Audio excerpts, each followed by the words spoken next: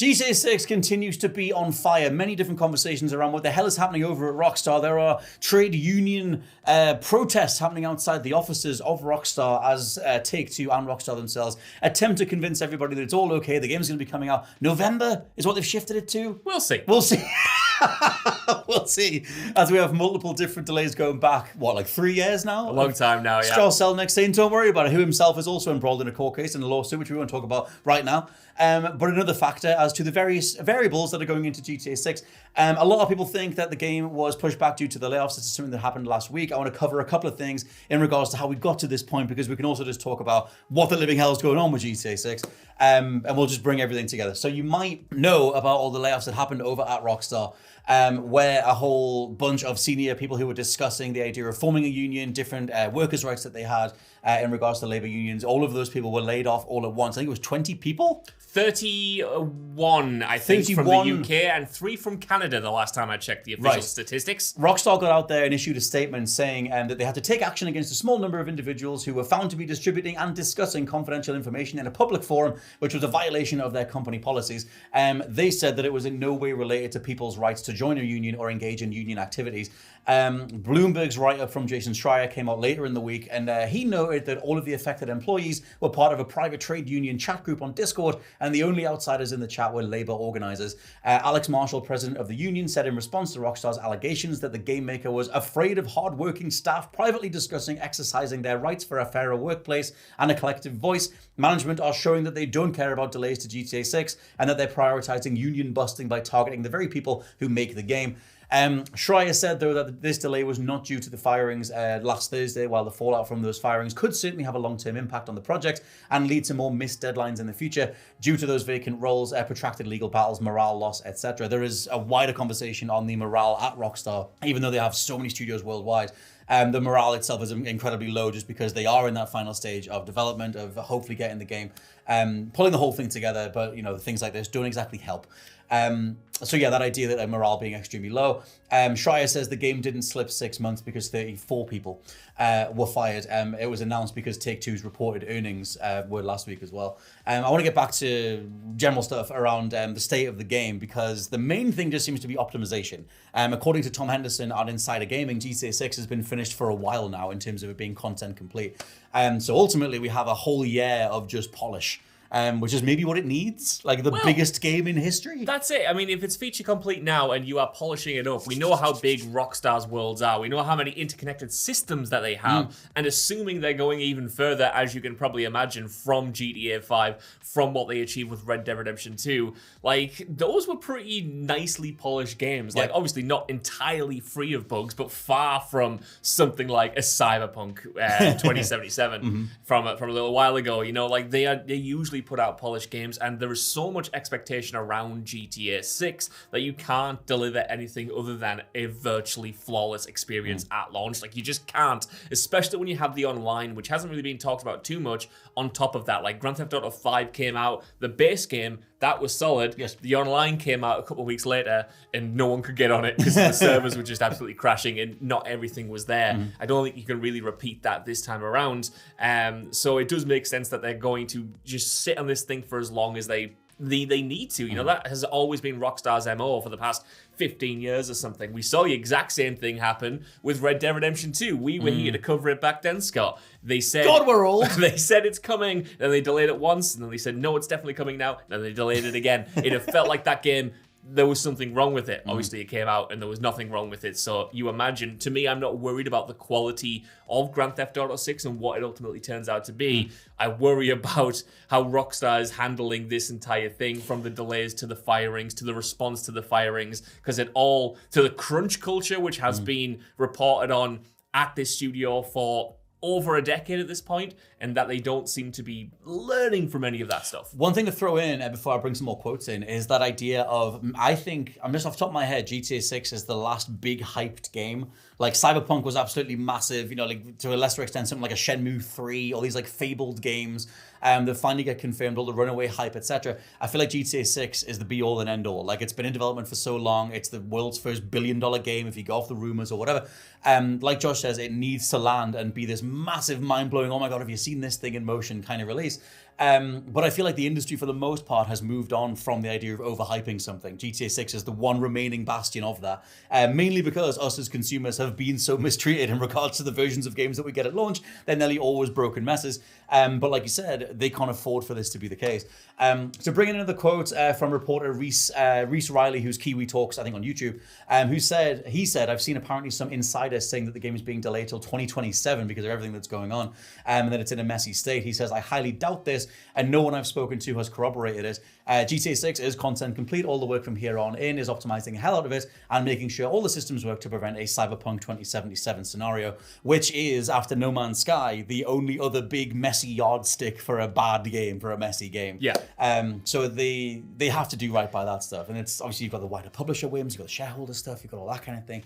It's so much more than a game. It is. There's so much money riding on it. Like, it's kind of crazy. Even if like you're not Rockstar or Take-Two publishing and developing this game, how many like people across the industry are looking at this title to essentially usher in the next phase of gaming? And I don't mean that from a mechanical perspective or from a features perspective, but from a business perspective. There are so many, and I'm going to use this word, ghouls out there who are like just frothing at the bit for the idea that GTA 6 will come out and it'll cost twice what we currently pay now, and it'll set the new norm for being able to charge customers and stuff. Right, like it is a lightning rod for so many different business conversations, especially from across the gaming industry, that like all eyes are on it. The scrutiny is right there. The idea of the first $100, £100 game. Exactly, it being the first £100 game, and you know whether it'll be more than that. What kind of benchmark is it going to establish that then other publishers and other games can kind of look at and go, well,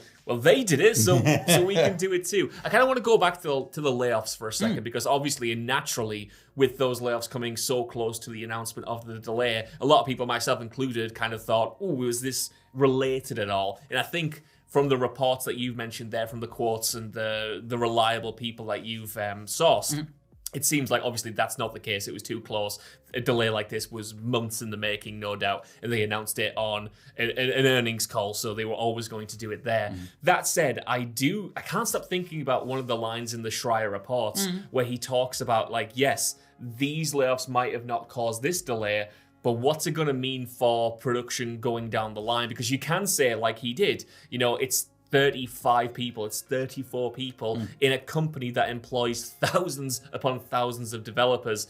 But what happens if these 34 people are indicative of a wider cultural issue within Rockstar? And again, going back to the idea of crunch, a culture of fear, which has been quoted from employees, not just on this game, but that same phrase was used on Red Dead Redemption 2, and they got away with it then. But like, this is not an isolated incident with GTA 6. This is a thing that has been building in the background, and there are many, many reports just chronicling it for a long, long time. And when you throw into the idea of the union busting allegations, the fact that according to the verified reports from Rockstar employees, the people who were laid off were leads and seniors. It's not like they were just laying off juniors or people like down the rung. It's like they were just going, okay, you've done this thing, we are getting rid of you. There are protests outside the studios, outside the publishers. That idea that this might have a knock-on effect and then further delay GTA, I don't want to sit here and like fear-monger or whatever, but it's like, it's going to have an impact because it's the lives of the people who are working on the game that you now are confident will come next year. But how can you tell us that and say you're confident when your house isn't in order? Well, also, the gaming industry has a way wider problem with retaining veteran talent. Like, there's a way wider multiple studio issue where a lot of older people in the industry have either been priced out of their jobs in regards to, oh, you can just hire someone that can do your job, for a lesser wage. That idea of that experience itself isn't going to justify if they can just pay, like the AI boom, things like that, bringing in younger developers, or they choose to leave and form their own studios, like we're seeing with Embark and Arc Raiders or Ad Hoc with Dispatch. Rather than stick around for DICE or Telltale, respectively. Or Leslie Benzies and build a rocket boy. That went to the ground. That went well. That rocket didn't launch, but still, the idea being that you're not necessarily as valued by top-down big corporate, and you're better off leaving with the experience that you have to do something else. That seems to be a way wider conversation. And I have to imagine that would have been part of the labor discussions that the seniors were having at Rockstar in the Discord chat to say, hey, can we just make sure that we're actually covered in regards to the amount of time of our own lives that we put into the game? Because, like you mentioned Red Dead 2 before, one of the conversations that came out of Red Dead 2 was the idea that the amount of people that worked on it weren't actually all in the game's credits. And, Rockstar had to defend that at the time, or in their eyes defend it, and say, well, we can't account for everybody who'd worked on the game. And they eventually, I don't even think they passed anybody in. I think they kind of just stuck to I can't remember what they did, actually, the credits list that they had. But in regards to like the higher ups at Rockstar, the way they view all the developers, the people putting the grunt work in, or whatever you want to call them, they do have a history of not doing right by everybody. And even Dan Houser has left Rockstar across the last decade. Obviously, one of the most fundamental individuals on a creative level behind the entire GTA series. Now he's finally out there doing interviews, talking about not being part of the studio. And so far, he hasn't had anything to say about this stuff. But it is interesting that the Rockstar that we once knew, it's such a different beast in the modern day, leading to this idea of GTA 6 being the biggest, craziest, most over-the-top entertainment release of all time. Like, it really is. And I think it'll be the last one of its kind. Yeah. Because probably. also the staff leaving, you can't, like I said, Dan Houser's gone. Like, you can't do another one of these. Like, you'll get a GTA 7 in like 30 years or something, but it won't be the same. Like, it's GTA 6 arguably won't be the same either, but we'll have to wait and see. It's going to be really interesting, Scott, and I'll tell you what, I genuinely think GTA 6 will be good. Red Dead Redemption 2, one of my favorite games of all time, top 2 games of all time, I might say. But I think it goes back to that point of GTA 6 is bigger than itself, and you can look at the layoffs that are happening and say it's just 35 people. But the point is, this is the biggest gaming company in the world, working on the biggest entertainment property in the world. They set the precedent. They should be the standard bearers of creating great work, creating great art, and treating the people who make that well. And I think that's what they're missing out on now. Like, you have almost a responsibility to set the blueprint for everyone, and it's not quite working.